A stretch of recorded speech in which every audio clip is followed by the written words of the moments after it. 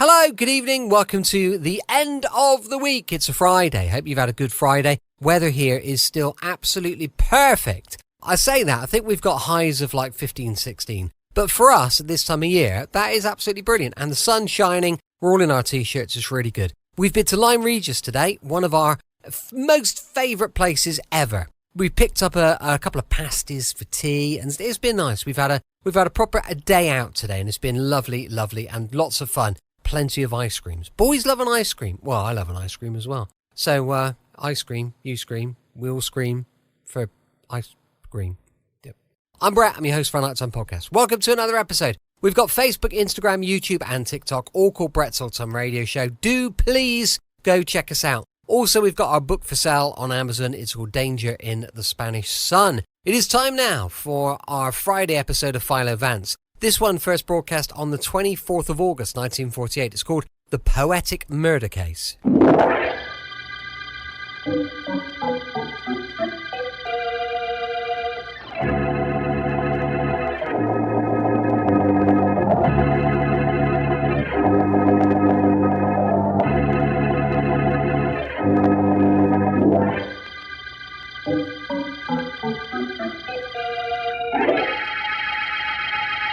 Sergeant Heath, I tell you, this is ridiculous. Two men murdered in the same way and apparently by the same person, and you say you haven't even a single clue. What kind of a homicide department is this? It's a good one, Commissioner. Just give me a little time. These murders were only committed in the past 12 hours. But the victims were newspapermen, Heath. Do you understand? Newspapermen. The papers they worked on will needle us for days if we don't get results. I want fast work on this, do you hear me? Fast work and no alibis. We're working on it, Commissioner. And the dead men weren't really newspapermen. They were critics. Dramatic critics. Same thing. Somebody's making a joke out of this department. Killing two dramatic critics and leaving poetry pinned to their chests with a knife. Let's see those poems. Let's see them. Here's the one we found on the first body, Commissioner, the body of Robert Carnes. But it's no clue. Believe me, it's no clue. He was the leading critic, he always would insist, and that's the reason that I placed him first on my list. It's going to be an epidemic, that's what it's going to be. Give me the second poem, the one you found on Roger Dakin's body. Yes, sir. Here you are. As a first-rate critic, you did rate high, and the first-rate critic is the second to die. Oh, take it, Heath. Yes, take sir. both of these poems and get me the man who wrote them, and get him fast before he murders every critic in the city.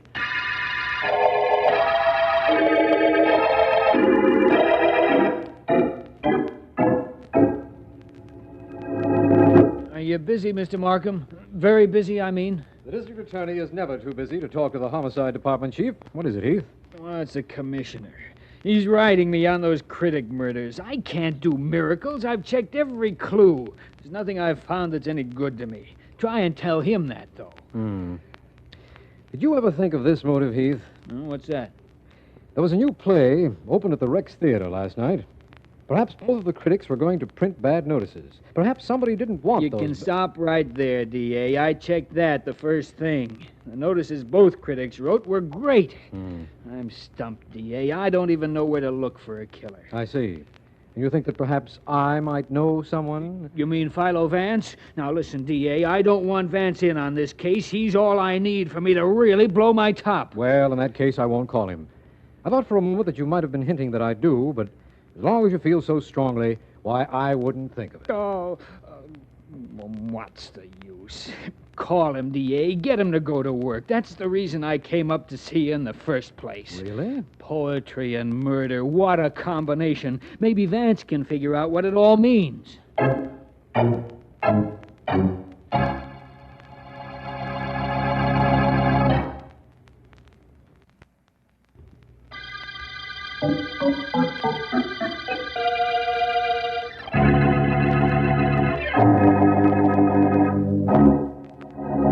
That's the story, Vance, all of it.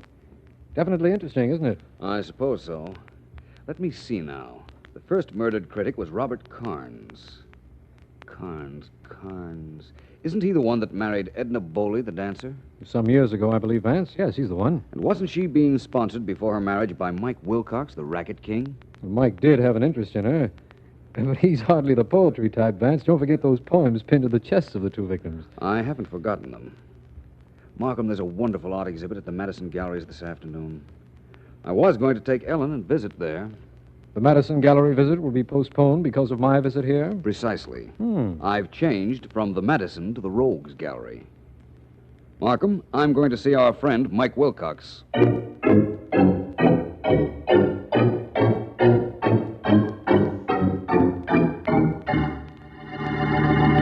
My maid said you wanted to speak to me. Yeah, lady. I'm Longfellow. I work for Mike Wilcox. He wants to see you. Mike sent you here? Why? Look, I don't ask the boss questions. I'm glad he got a job. Who else would hire a guy like me? 5 foot nothing on my tiptoes. And they call you Longfellow? Rather quaint, isn't it? Yeah, that's everybody's idea of a gag. Are we ready to go, lady?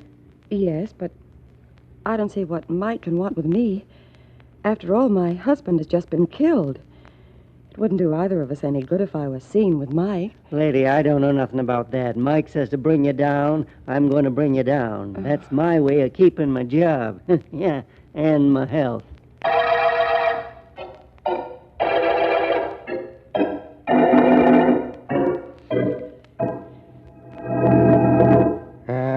If I move here, he'll jump me. Get into my king row. And I'm a dead Joe.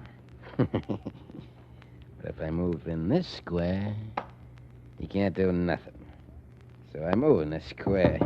Yeah? Who is it? Hello, Mr. Wilcox. I'm Philo Vance. Oh, hi, Vance. You play checkers? Yes, but I've no desire to play at the moment.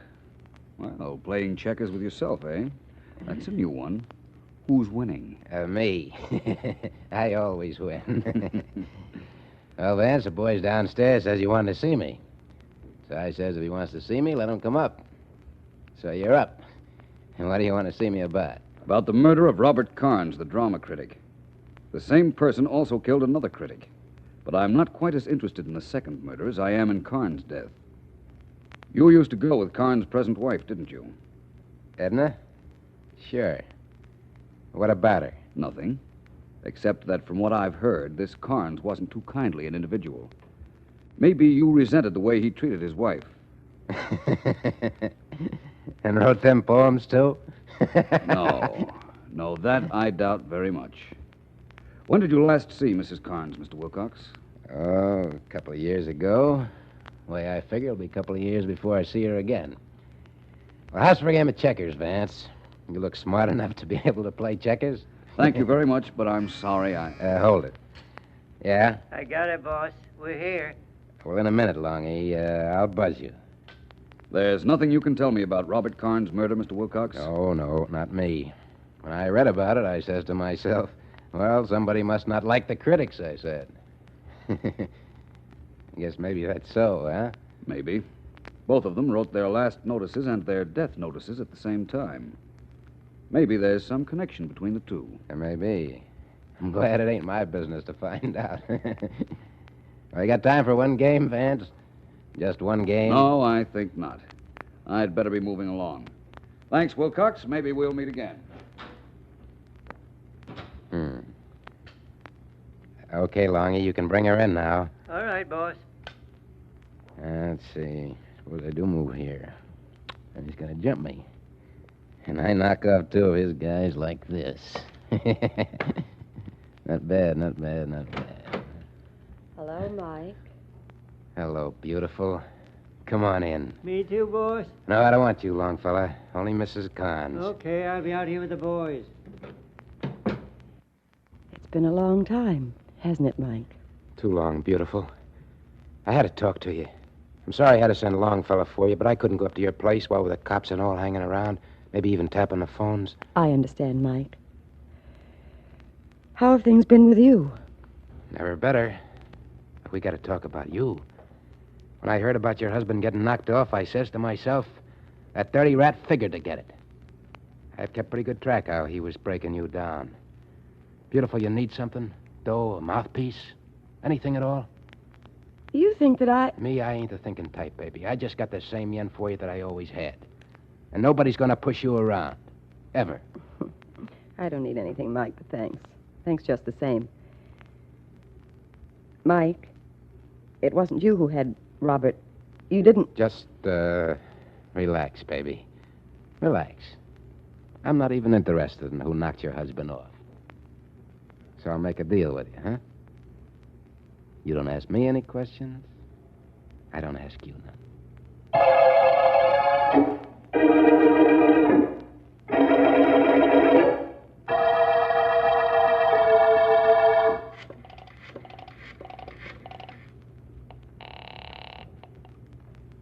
Mr. Vance's office. Miss Deering speaking. Ellen, this is Vance. Oh, where have you been, Mr. Vance? People have been calling right and left. I don't want to know anything about calls right now. Listen, Ellen, get your hat. We're going to the theater. Theater at 5 o'clock in the afternoon.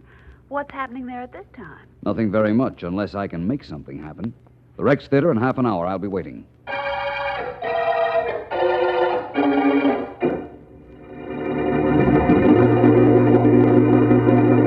I don't mind going to a theater when nothing's on the stage, Vance. But must we wait in the lobby? And why did you bring me down here, please? Because this is as good a place as any to start working on those poetic murders. Oh? Let me think a moment. A new play opened here last night. Robert Carnes and the other critics were here, no question about that. Both of the murdered critics, Robert Carnes and Roger Dakins, left and wrote excellent reviews of the show. Well, that stops the suggestion I was going to make. Stops it just like that. If it were that simple, Ellen, Markham would never have called me in. I want to get a look at the seats the critics sat in. That might mean something. Hello there, Vance. Sibbleton. How are you, Sibbleton? Well, I hear you have a hit. It's the finest play I've ever produced. You trying to buy some tickets? Not at the moment. Miss Deering, may I present Mr. Sibbleton? How do you do, How Mr. do you do, Silverton? Miss Deering? Sibbleton, I'd like to go into the theater for a moment, if you don't mind. I don't mind, I guess, Vance. I just don't understand. I'm working on the murder of those two critics. Oh. I just want to look at their seats. They were both here last night. Yes, they were. I don't know what you expect to find, but come on in. I'll get the door. There. Thank you. Go ahead, Ellen. Thank you. Which way, Mr. Silverton? Straight ahead and down the middle aisle. An empty theater's an imposing sight, don't you think, Ellen? It is, I suppose, but not for a producer who thinks he has a hit. Then it's a catastrophe. Miss Deering is right. Yeah. Well, I won't have that worry, not with this show. Right down this aisle, Vance. Right. By the way, it seems to me that I recall Robert Carnes panning your last show, Sibbleton. Oh, he wasn't the only one. You see, we have every critic in town here on opening nights, from newspapers, magazines, trade papers, and practically every one of them took a crack at that last epic of mine. Including Roger Dakins? Well, every time Carnes pans anything, Dakins does too. Or rather did, poor fellow. In fact, the trio of Carnes, Dakins, and Moore was something every producer had nightmares about. Well, here we are, Vance. Oh, good seat. Who's Moore? Edward Moore. He's on the Chronicle. Oh, yes. He and Carnes and Dakins liked practically nothing this season. So this seat on the aisle was Robert Carnes, eh, Sibbleton? That's right. Dakins sat next to him, and Moore next to Dakins. Mm-hmm. Here. Are all the seats in these few rows reserved for the press on opening nights? Oh, all of them except the first 5 seats in row E. Those are mine for every performance. We call them house seats. They're for me and my personal friends. You certainly give away a lot of seats on opening night, Sibbleton. It must be worth it. Look at all the great publicity he gets. When the show is good, that is. Yes. Sibbleton, how well did you know Carnes? Oh, not very. He made sure of that. He made it a rule never to socialize with the producers. Claimed it might influence his judgment. Not bad reasoning. I've just been thinking of something. I wonder if Edward Moore would be at his newspaper at about this time. Moore, the third member of the critics trio? Yes. Think so, Sibbleton? I haven't the slightest idea. We could go back to my office and call if you like. Yes, I think I... Is that you, Vance? Why, it's that? Mr. Markham. I'm here, Markham, right down the center aisle. Right. Be with you in just a few seconds. Right. Do you know Mr. Markham, Sibbleton? District attorney? Oh, I know him socially, of course. Hello, Vance. Ellen. Hello, Markham. Hello, Mr. Markham. Oh, hello, Sibbleton. Hello, Mr. Markham. Nice to see you again. What's going on, Markham? You've just interrupted a pilgrimage to the telephone. I thought I'd try to get a lead on the 2 poetic murders from Edward Moore. You can stop right here then, Vance. Moore was found dead this afternoon with a knife in his heart and one of those silly poems pinned to his chest. Oh, no. He has been dead for quite some time. I'm glad you left word that you'd be here, Vance. I knew you wanted to be kept informed, so I came down myself. Moore dead, too. Vance, what is all this? Frankly, I don't know. What was written on the 3rd note, Markham? I'll read it to you. The curtain's down, death slams the door. The play thus ends with no encore. Vance, what's happening in this city of ours? You know what's happening in this city?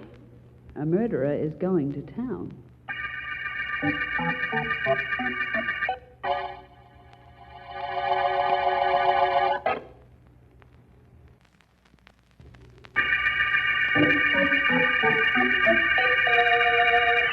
This is District Attorney Markham.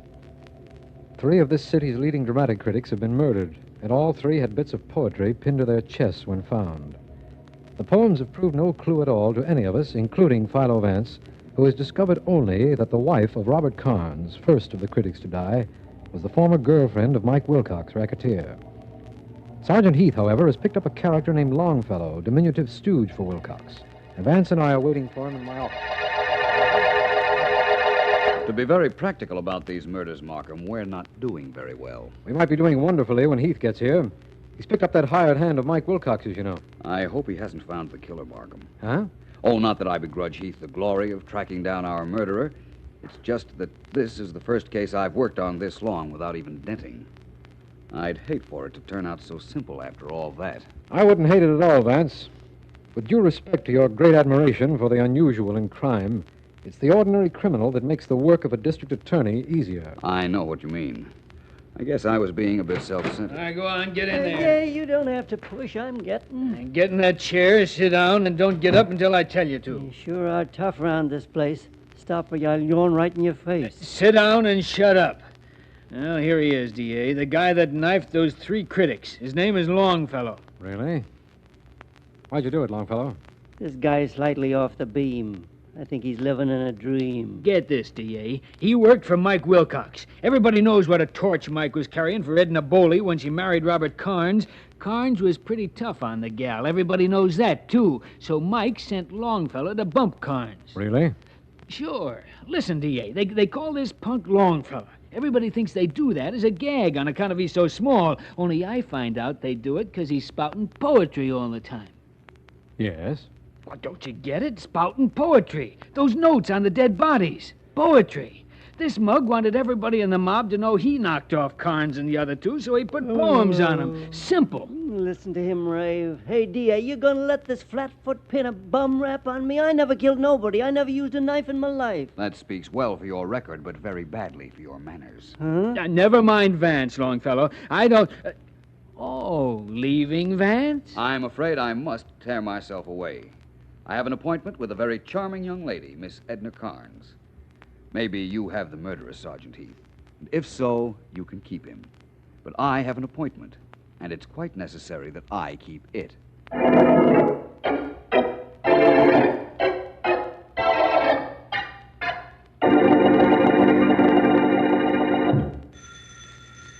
Yeah?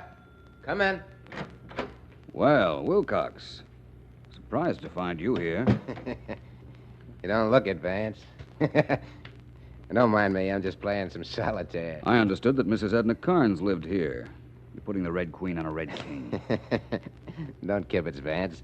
Sit down and play some gin if you want, but don't kibitz. How about a game of gin? I'd just as soon not right now, thanks. Ah, come on. I gotta play with somebody. Always at solitaire. Can't find nobody to play with. Maybe your friends wouldn't like what happened to them if they were to win. Okay, Vance, if that's the way you want it. What are you doing here? Paying a call on Mrs. Carnes. Where is she? She ain't home. She wouldn't want to see you even if she was home. Catch on? I'll take that. You could leave any time now, Vance. It'd be all right with me. Yeah? Hello, is Mr. Philo Vance there, please? Yeah, he's here. For you, Vance. Thank you very much. Hello. Vance? Ellen. I called Markham and he told me where you were. Hop right back here, Vance. On the double. I'm sorry, Ellen. I'll be detained here for a while. I'm waiting for Mrs. Carnes to return home. She's not going to return home, Vance. She's here, right here in your office, and she's going to wait here until you get back.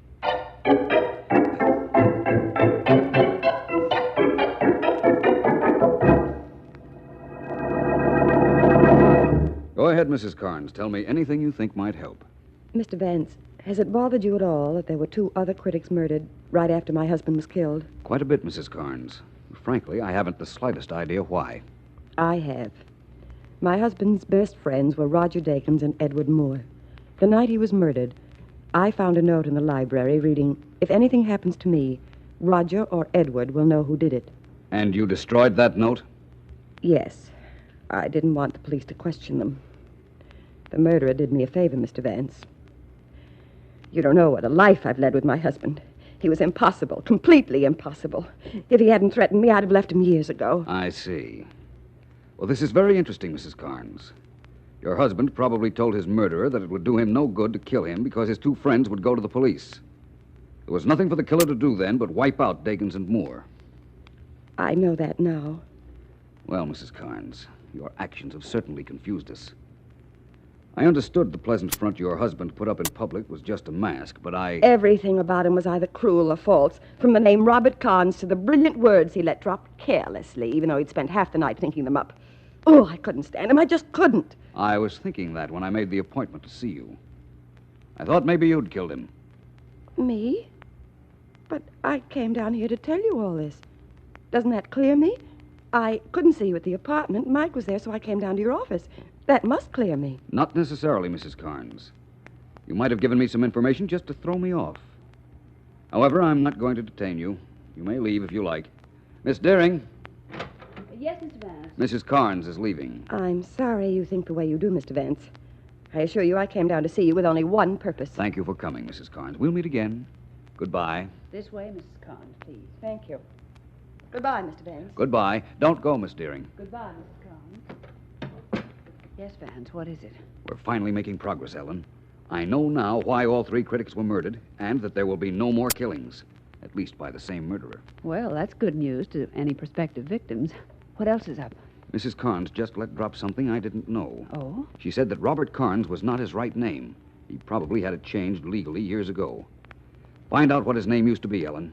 I've got a hunch it's going to lead to something very important.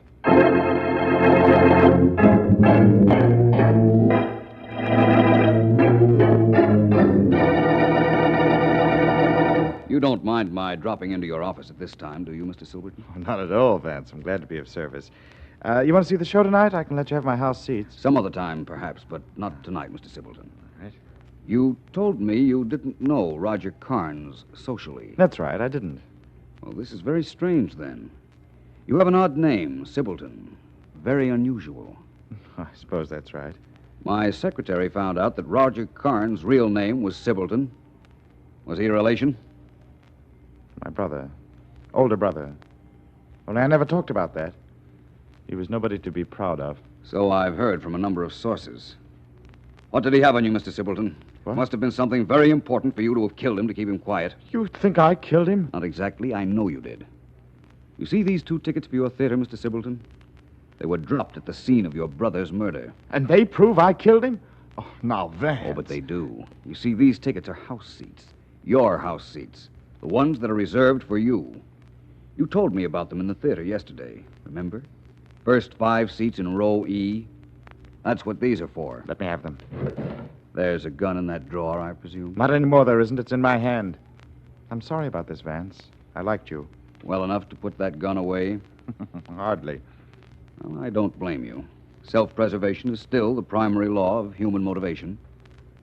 By the way, I know why you killed Dakins and Moore. But why did you kill your brother? Why did Cain kill Abel? My brother and I had an argument. A terrible argument. He was about to write a magazine article telling a lot of things about me that are best forgotten. They happened years ago, before we came to this country. Robert called me up to taunt me about it, and I warned him not to write it. That's another form of self-preservation. I rather thought it was something like that. Your poetry idea was very brilliant, Sibbleton. You knew about Mike Wilcox and your brother's wife, didn't you? Of course. Everybody knew that. You also knew Wilcox had a little accomplice with a rather odd name of Longfellow, who on occasion was addicted to poetry. You thought the police would go to Wilcox and look no further than his hireling Longfellow. You know I've got to kill you, Vance. Kill you now. No poetry? No poetry. I'm sorry. I rather relished the wedding of the muse and murder. Markham, Heath, you can come in now. What? All right, drop that gun. Drop it fast. Come on in, boys. Trick me, Vance.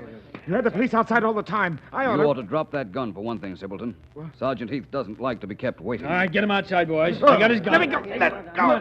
Hello, Markham. Hello, Vance. Well, you've done your part, and very well, too. From here on in, I'll take it and make certain, as the book has it, that justice triumphs. Do that, Markham. And in this case, wouldn't you say that it was poetic justice?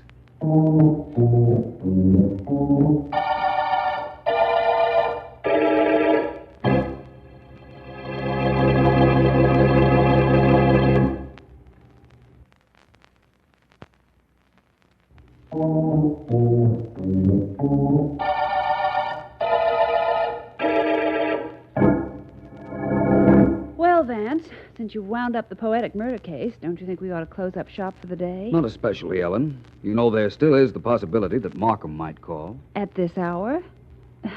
It's late, you know. At last reports, murderers weren't keeping office hours. I understand. The only thing I don't understand is how a murderer as clever as this Silverton could have been careless enough to drop a pair of theater tickets at the scene of the first murder. Oh, he didn't drop any tickets.